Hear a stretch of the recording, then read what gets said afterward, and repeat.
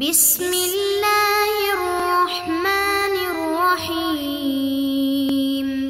بسم اللہ الرحمن الرحیم۔ السلام علیکم دوستو، کیا حال ہیں؟ سب خیریت سے ہیں؟ ٹھیک ہیں؟ آج ہمارا علم النحو کے متعلق دوسرا لیکچر ہے، جس میں ہم بات کریں گے اعراب اور حرکات کے بارے میں۔ اردو زبان میں آپ نے الفاظ کے اوپر اور نیچے کچھ چھوٹی چھوٹی مختلف شکلوں والی علامات دیکھی ہوں گی۔ ان علامات کا معنی میں بڑا اہم کردار ہے، کیونکہ بعض اوقات ان کے بدلنے سے معنی میں بڑی واضح تبدیلی پیدا ہو جاتی ہے۔ مثلا ایک لفظ ہے بکری، یہ ایک مخصوص اینیمل کا نام ہے جس کو گوٹ بھی کہہ دیتے ہیں۔ اب اگر آپ با کی علامت تبدیل کر دیں تو اب لفظ بنے گا بکری۔ تو اب اس کا کیا معنی ہوگا؟ اب اس کا معنی ہوگا سیل، آمدن۔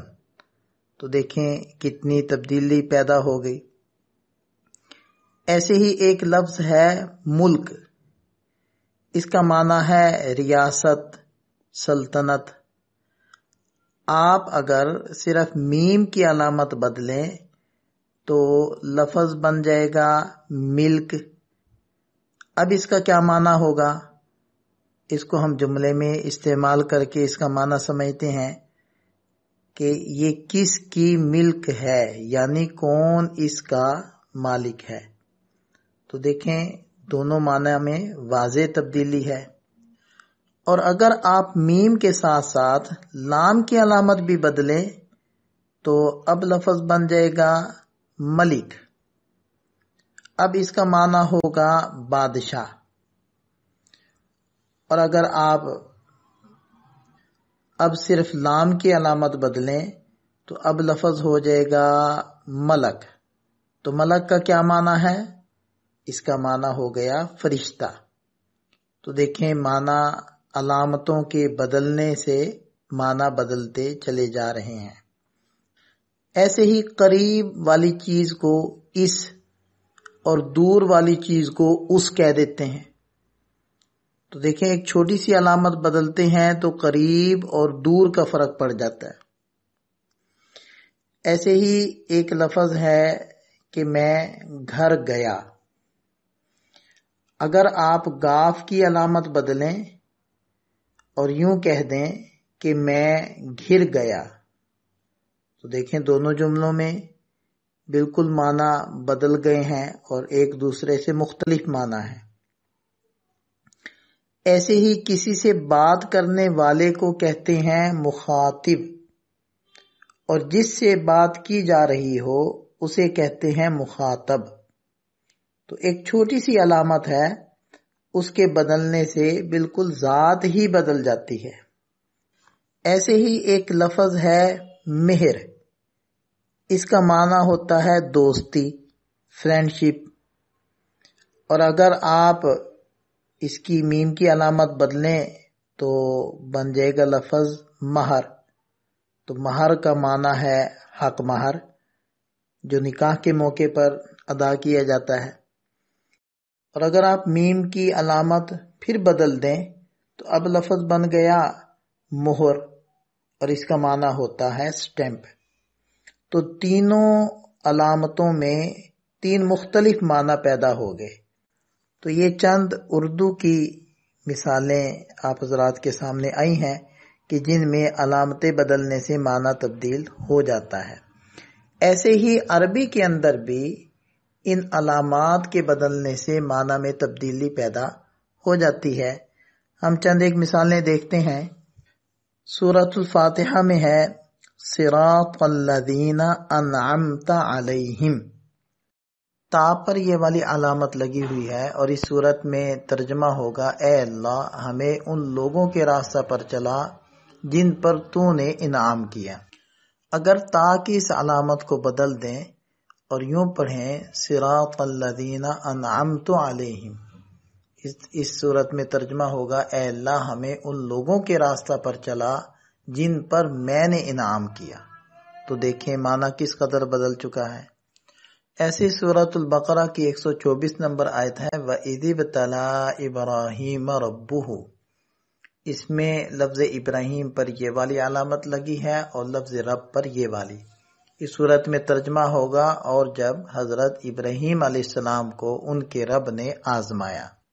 اب اگر کوئی ان علامتوں کو بدل دے، یعنی لفظ ابراہیم والی علامت اٹھا کر لفظ رب پر لگا دے اور لفظ رب والی علامت اٹھا کر لفظ ابراہیم پر لگا دے، تو اس صورت میں آیت مبارکہ ہو جائے گی وَإِذِ ابْتَلَىٰ إِبْرَاهِيمُ رَبَّهُ، اور اس صورت میں ترجمہ ہوگا اور جب حضرت ابراہیم علیہ السلام نے اپنے رب کو آزمایا۔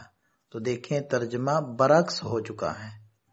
ایسے ہی اسی صورت کی 251 نمبر آیت دیکھیں قتل داؤد جالوتا، ترجمہ ہے حضرت داؤد علیہ السلام نے جالوت کو قتل کر دیا۔ اب اگر لفظ داؤد کی علامت اٹھا کر لفظ جالوت پر لگا دیں اور جالوت کی علامت اٹھا کر لفظ داؤد پر لگا دیں تو آیت مبارکہ بن جائے گی قتل داؤد جالوت، اور ترجمہ ہو جائے گا جالوت نے حضرت داؤد علیہ السلام کو قتل کیا۔ تو دیکھیں ترجمہ بالکل بدل چکا ہے۔ ایسے ہی سورۃ البقرہ کی 261 نمبر آیت میں ہے واللہ یضاعف لمن یشاء، اور اللہ جس کے لیے چاہتے ہیں دو چند کر دیتے ہیں۔ آپ اگر صرف عین کی اس علامت کو نیچے سے اٹھا کر اوپر لے جائیں، لفظ بن جائے گا واللہ یضاعف لمن یشاء، تو اس صورت میں ترجمہ ہوگا اور اللہ کو دو چند کر دیا جاتا ہے۔ تو یہ ترجمہ بالکل پہلے ترجمے سے یکسر مختلف ہے۔ ایسے سورۃ الفاطر کی آیت نمبر 28 ہے انما یخشی اللہ من عبادہ العلماء، اللہ تعالی سے اس کے بندوں میں سے علماء ہی ڈرتے ہیں۔ اب اگر کوئی اس کی علامتوں کو تبدیل کر دے تو آیت مبارکہ یوں پڑھے کہ انما یخشی اللہ من عبادہ العلماء، تو اس صورت میں ترجمہ ہوگا اللہ تعالی اپنے بندوں میں سے علماء ہی سے ڈرتے ہیں۔ تو دیکھیں ترجمہ بدل چکا ہے۔ ایسی سورہ مزمل کی آیت نمبر 16 کو دیکھیں فعصا فرعون الرسول، کہ فرعون نے حضرت موسیٰ علیہ السلام کی نافرمانی کی۔ اب اگر کوئی اس کی علامتوں کو بدل دے تو معنی ہو جائے گا کہ رسول نے فرعون کی نافرمانی کی۔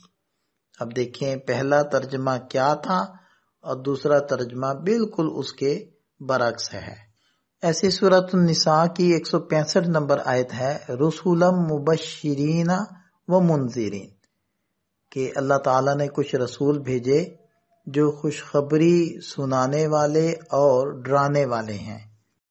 اگر کوئی اس کی علامتیں بدل کر یوں پڑھ لے رسولا مبشرین و منذرین، تو اس صورت میں ترجمہ ہوگا اللہ تعالیٰ نے کچھ رسول بھیجے جن کو خوشخبریاں سنائی جاتی ہیں اور جن کو ڈرایا جاتا ہے۔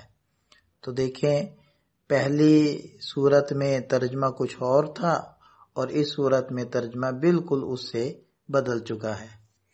اردو اور عربی کی ان تمام امثلہ کو سامنے رکھنے سے یہ بات بالکل واضح ہو گئی ہے کہ ان علامتوں کے بدلنے سے معنی میں بڑی واضح تبدیلی پیدا ہو جاتی ہے۔